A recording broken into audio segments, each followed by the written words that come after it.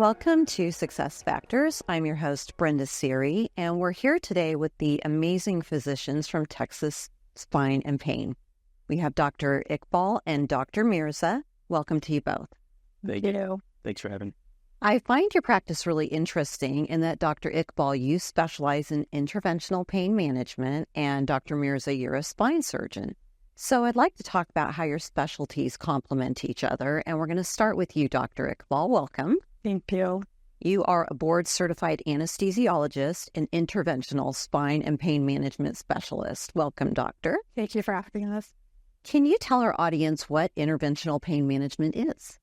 So interventional pain management is where we use cutting-edge medical technology to target pain at its source, whether that's through injections in the joint or the epidural space. We're able to find the pain at its source so we can help patients improve their function and get back to living. That's amazing. What type of pain-related conditions can benefit from restorative treatment options? So when it comes to restorative options, pain is so individualized for everybody.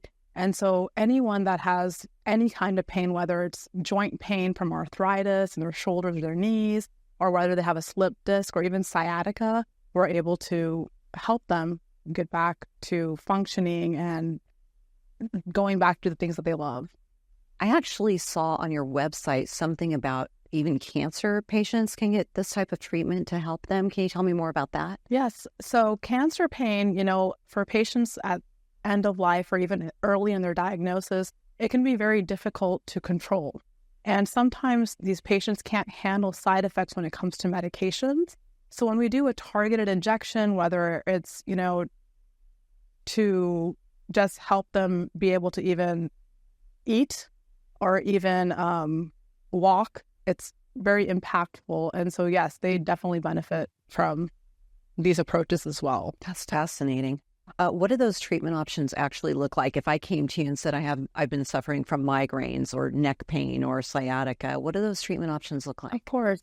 So when we first meet, initially in the evaluation, we get to learn more about you, your pain, where it's at, the origin, everything like that. And then I'm able to kind of come up with a treatment plan. And that treatment plan, depending what it is, we're able to, for example, like you mentioned, migraines, we can target that with Botox. For neck pain, where you can even do something called a rhizotomy or an ablation, where we burn the nerves that are the source of the headaches that you can get from neck pain. If you have a herniated disc, we can inject steroid into that epidural space where that disc lives to alleviate pressure off that spine and that nerve. And so many different options. It just honestly depends what the reason is. I hear a lot of professional athletes use a therapy called Platelet-Rich plasma, or PRP. Can you tell me a little bit more about that? All right. So PRP, or platelet-rich plasma, is where we draw your blood and we actually spin it. And when we spin it, we take that highly concentrated plasma and we inject it back into an area. And what that does is that it promotes faster healing, tissue repair, and kind of fosters the faster road to recovery. So for athletes in particular, it's wonderful because it can help repair tears, whether they have a meniscus tear in their knee or if they've thrown out their shoulder. So it's great. We can also actually even inject it in the spine. So it's a very good medium to help your body heal itself, and it's very natural. And the results are incredible for what we can do for patients. I'm thinking about, I think it was this week that Kyrie Irving hurt himself during the Mavericks game, and they were saying he has a torn ACL. Is PRP, is that a treatment that you could do instead of surgery, or does it not replace surgery? So it can be a stepping stone to kind of push off surgery. It honestly depends on the degree of the tear. But for most patients, when they do undergo PRP, because it's the body naturally healing itself, they do really well and are able to even push off surgery. And that's why it's so popular amongst athletes like Kyrie, because they want to get back, on the court. Yeah. And so it's wonderful that we're able to do that with the advancements in medicine. That's fascinating. Can you tell me about complex regional pain syndrome, or CRPS, and how you treat that syndrome? So complex regional pain syndrome is complex, like the name itself suggests. It could happen anytime after there's an injury to a limb or after a stroke or even a trauma. It typically affects either the upper extremity or the lower extremity. And when it does happen, it can be life-altering for many patients. a lot of them are unable to use their hands or even their foot, whatever area is impacted, because there's a disconnect between the central and peripheral nervous system. So when it comes to treating it, we use a lot of different approaches. And my job is to honestly allow the patient to regain use of it. And so we combine different therapies like medications, injections, even some topical ointments can help. And when I do my part, then we refer them out to our network of providers that kind of allow them to go through occupational therapy and physical therapy to regain mobility and function of the limb that's affected. Can you tell me a little bit about exosome therapy? Exosome therapy is a form of regenerative medicine. It's where we're using stem cell-based cells to help promote healing. So earlier we talked about PRP, and exosomes are actually 60 times more potent or stronger than PRP. So what they do is that they kind of help repair tissues, leading to faster recovery, and once again allow the body to heal itself. It can be used in almost any joint. It can also be used to even repair acne scarring or even promote hair growth, because the growth factors that are in that are so strong. And because it is a form of stem cell therapy, the recovery process is incredible when it comes to healing and allowing the body to heal itself. So I'm sure there's probably people watching who are like, wait a minute, it can help with hair regrowth, like on your scalp? Yep, definitely. So we get a lot of patients at our office that, they come in with one pain, but then two, if they do have hair loss, whether it's postpartum or just from stress or even post-COVID, we're able to inject that and even microneedle it in to promote those hair follicles to grow. It's almost like a fertilizer for the scalp. So that is so interesting.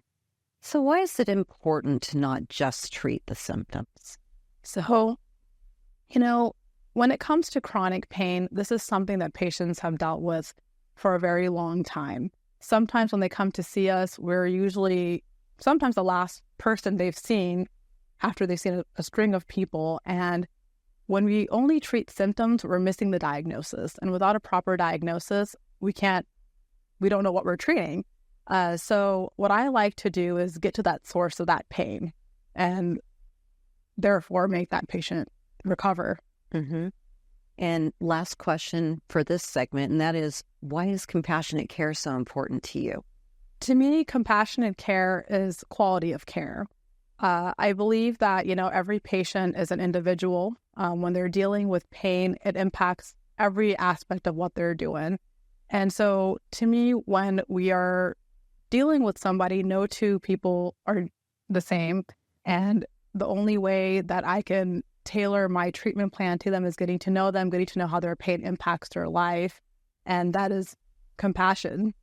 And that allows them to get better, feel better, and get back to doing the things that they missed out on. And right. And so each you are in practice together. And so if you have taken these steps and they don't work, that's where you come in, Dr. Mirza, correct? Correct, yeah. So, Dr. Mirza, you've been featured in the Best of D magazine. You're an award-winning, board-certified spine surgeon with over 10 years of experience.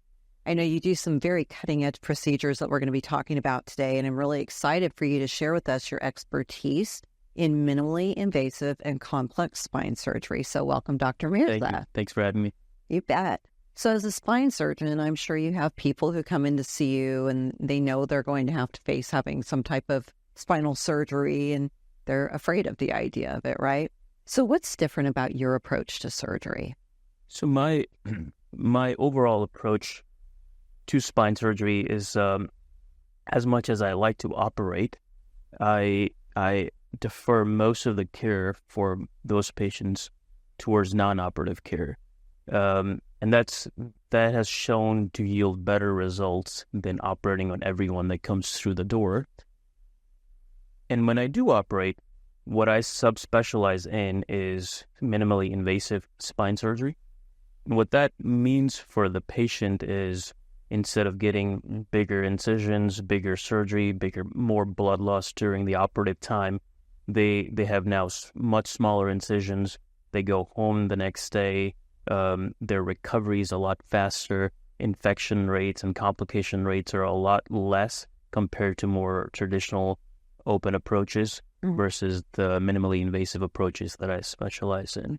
Wow. So why is it so important to you to offer that minimally invasive spine surgery? I think the one benefit from the patient's perspective is their recovery is a lot faster. So spine surgery in general, it's a big deal surgery for any patient, for anyone. But when we go after any pathology within spine, the patients are afraid to undergo big surgeries, which usually means a lot of blood loss for the patients, a lot of risk of infections, complications. Some surgeries in spine are equivalent to being hit by a truck. That's how your body perceives it. But when you take that to minimally invasive levels, then you can do the same exact procedure by just making smaller incisions. That helps with the outcomes in patients' recovery is a lot faster. They go home a lot faster. They're not in the hospital for prolonged periods of time. They're not bedbound for prolonged periods of time. They're up and walking faster. And that's why it's a minimally invasive thing is what I truly believe in. So I understand that you specialize in robotic-assisted surgery and utilize augmented reality during surgery. How does that improve the surgical process? And probably first and foremost for our audience, tell us what augmented reality is. Sure. So when we talk about minimally invasive spine surgery, we have different aspects of modern technology that we utilize to help us do those surgeries in a less invasive way than people before us used to do. To give you an example, one of my professors, he did the surgery back in the 80s and 90s, is when he was a big name spine surgeon at the time, and his incision for the same surgery I do today was this big. And when he saw my surgery for the same exact procedure, which was about a size of a penny, he didn't believe that I did anything. The reason I was able to do that was because of the robotics and augmented reality, the modern technology that we have. I was able to utilize that. Now, augmented reality is what I personally like. What it is just like you've seen the Apple headphones and the Microsoft headphones, same exact concept. We put on these headphones, these eyewear during the operating room, during surgery, and we're able to see through every layer of a human body precisely where it is in without ever cutting the patient. That's why I can do the same surgery in a less invasive way, because I can see everything. I can make my cuts exactly where they need to go versus having to cut everything open, then see it with naked eyes. With augmented reality, I can just see it through the body. Wow, that is fascinating. So how long have these augmented reality goggles or glasses, for lack of a better word, how long have they been around? So the robots have been around for a few years. The augmented reality, it's more of a recent thing. It's been around for at least 3-4 years. Every day that I've used it, the process of it gets better and better. Nowadays, I can be in a completely different room, and I can assist another surgeon in a different room, and we can put those goggles on and do the same case from across the world. That's how advanced it's gotten, and it's only going to get better from here on. Wow, that is truly fascinating. Are there more targeted surgical procedures that are less invasive? Yeah, so there's a lot. There's as a matter of fact, we have a lot of different procedures that I do personally. One of them being endoscopic spine surgery, which means instead of cutting open everything, we're able to make a small incision, put a scope in the body, and shave off the disc. We can do microdiscectomy, which is another one where sometimes I use a microscope, so it blows up everything 10 times bigger than what the original size of it is. And that helps do the same exact procedure in much, much smaller incisions. Interesting. So So, Dr. Mirza, who would be a candidate for non-surgical treatments that can help strengthen the spine? And what does that treatment look like? So non-surgical treatments in spine are really a combination of different things. So anytime someone comes to me, we start off with non-surgical treatments. So almost everyone that comes to me starts with that. That includes medications, the oral medications or injectable medications. That includes injections in their spine, like we were talking about the PRP or steroid injections. And then what I personally prefer is physical therapy that strengthens their overall muscle and makes their core stronger. So all of those combined are what we start almost everyone with when they come to a spine clinic. There are a few exceptions, but for the most part, that's what we start everyone with. And about 80% of the time, most people, all they need is just that. Maybe 10 to 20% of the time, they need something beyond those things. So what percentage of people come to you and they aren't a candidate at all and they have to go straight to surgery? Very small. So most of the time, when they have to go straight to surgery are for things like they have a neurologic deficit, or they were involved in some sort of a motor vehicle accident, some sort of a trauma where you have to operate or else they might get paralyzed. Or if they have any sort of infection where the bacteria is just chewing up the bone and we have to go in and stop that from happening. So what percentage of your patients have surgery and find themselves walking the next day?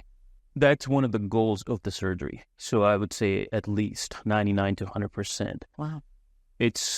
We have looked into it from research standpoint, and it has shown that if you can get a patient to walk the same day after surgery, they do a lot better. Their recovery is a lot faster. So for my patients, that's one of the requirements, that they have to get up and walk the same day, a couple hours after they finish the surgery. Wow. Yeah. Can you tell me a little bit more about your conservative management options? Yeah. So like I said, my clinic, when patients come to see me, the most of the time I'm talking them out of surgery than I am telling them to go through with surgery. And that's because conservative management does help a lot of patients. And even if it doesn't help, it helps their outcomes after the surgery. So physical therapy, for instance, makes their core muscles stronger, which is what you need to help with the recovery afterwards. You need the core muscles to help you walk afterwards. So all those things that we do before the surgery, they improve the outcomes for the patient. Interesting. This is my last question for you, and then I have a couple of questions for both of you. Do you only practice at one hospital in the Dallas-Fort Worth area, or are you at a variety of hospitals? I am all over. So we have, with our clinic, we have 4 different locations. We have Irving, Dallas, Frisco, and Plano. So I've got at least one hospital in all of those suburbs, and I'm pretty much throughout Metroplex, depending on what type of complexity I need to do, what type of case it is, and whether they have the robot or the augmented reality equipment available. That's how I decide where to do the procedure. Okay. Yeah. So for both of you, it's interesting that you have incorporated functional wellness plans into your Plano location. I actually was diagnosed with degenerative disc disease in 2023, and I started functional wellness treatments at your location there in Plano just a few weeks ago. I would get done working every day. I would have to sit down with a heating pad on my back. I was in so much pain, and I'm not having to do that anymore after only a few treatments. So can you tell our audience a little bit more about what those treatments look like and what other treatments you can provide to your patients to help them with, pain aside from injections and things like that? Absolutely. Do you want to go? Sure.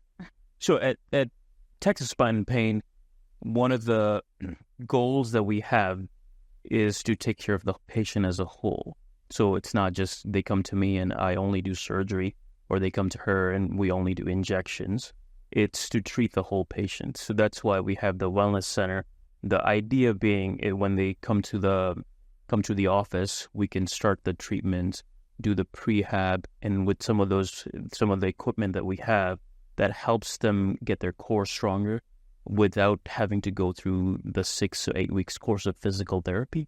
Helps them get there a lot faster. And some patients, they can't tolerate physical therapy for a couple months. So the equipment that we carry helps them do that and get to their goals a lot faster. I mean, I'm a firm believer. It's helped me a lot. I know you have an open house coming up on April 10th at your clinic in Plano. Can you tell our guests what they would expect to learn about your practice if they come to your open house? Yep, absolutely. It's going to be a wonderful opportunity for everyone to, one, get to meet our staff, and also get an insight into some of the treatments that we offer. Something that we just spoke about right now was our functional wellness component. And so we actually have a device called Endoscopic Neo. And what it does is that it helps rehabilitate muscles and re-educate them by making them stronger and preventing them from atrophying. Age-related muscle loss is everywhere, sarcopenia. And so this is something that you'd be able to try on during that open house and see how it could benefit you. We also, you'll get a chance to meet with some of our partners, like our physical therapists, as well as other representatives that work hand in hand with us to provide the best care for our patients. That's exciting. I will definitely be coming. And with locations in Plano, Frisco, Irving, and Dallas, we want to make sure that anyone watching today knows where they can find you. So we've got this slide up to show where Dr. Mohammed Mirza, the orthopedic spine surgeon, can be located by phone, his email address and fax number. If you have any other ways that people can contact you, I don't know if you have social media, you can let our audience know where. We do. We have, so I'm on social media, so is her. It's The Spine Doc. That's my social media handle. Is it THE? THE, yeah. The Spine Doc. Yes. Okay. That's everything else was taken. Well, it makes sense anyway. Is that on Twitter? Instagram? It is on Instagram and Facebook. Instagram and Facebook. Great. And how about you, Dr. Iqbal? So you can follow me at Texas Spine and Pain, TX Spine and Pain. And then I'm also on Instagram as MD Injector. MD Injector. I love it. Well, thank you both for being here today. I really appreciate, sharing your information about what you both do. It's completely fascinating to me. And I thank everyone for joining us today on Success Factors with Brenda Siri. I'll see you next time. Bye.